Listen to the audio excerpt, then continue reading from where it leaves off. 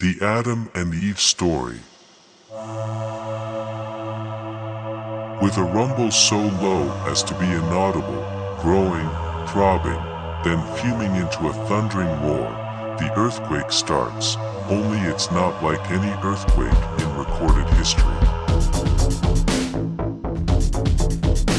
In California, the mountains shake like ferns in a breeze. The mighty Pacific rears back and piles up into a mountain of seawater more than 2 miles high, and starts its race eastward.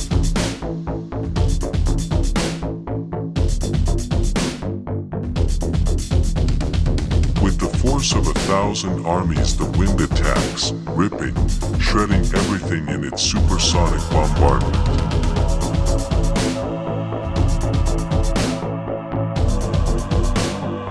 The unbelievable mountain of Pacific seawater follows the wind eastward, burying Los Angeles and San Francisco as if they were but grains of sand.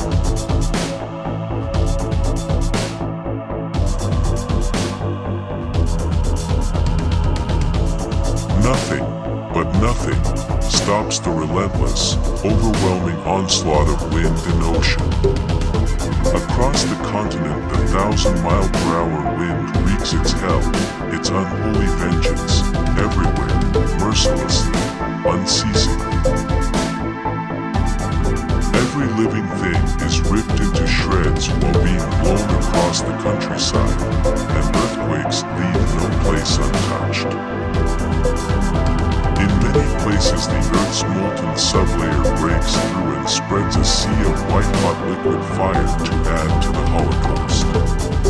Within 3 hours, the fantastic wall of seawater moves across the continent, burying the wind-ravaged land under 2 miles of seething water coast to coast.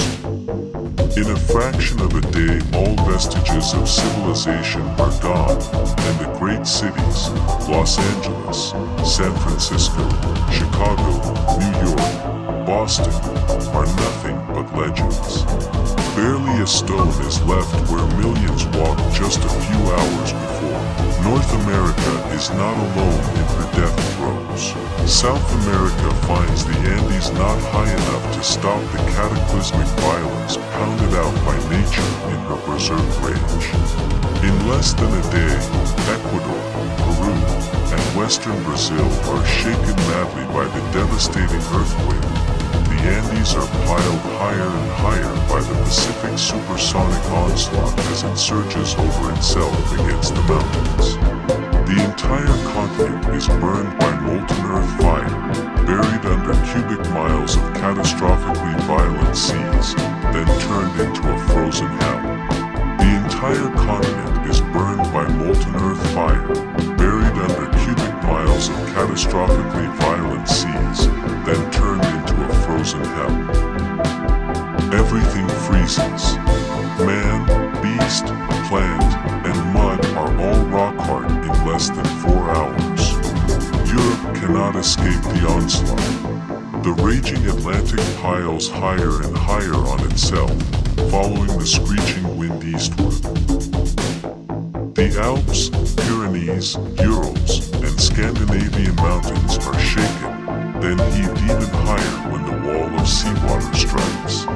Western Africa and the sands of the Sahara vanish in nature's wrath, under savage attack by wind and ocean. The area bounded by Zaire, South Africa, and Kenya suffers only severe earthquakes and winds, little inundation. Survivors there marvel at the sun, standing still in the sky for nearly half a day. Eastern Siberia and the Orient suffer a strange laden deep, as though a giant subterranean scythe sweeps away the Earth's foundations, accompanied by wind in its screaming symphony of supersonic death and destruction. As the Arctic Basin leaves its polar home, Eastern Siberia, Manchuria, China, and Burma are subjected to the same annihilation as South America: wind, earth fire, inundation, and freezing. Jungle animals are shredded to ribbons by the wind, piled into mountains of flesh and bone, and buried under avalanches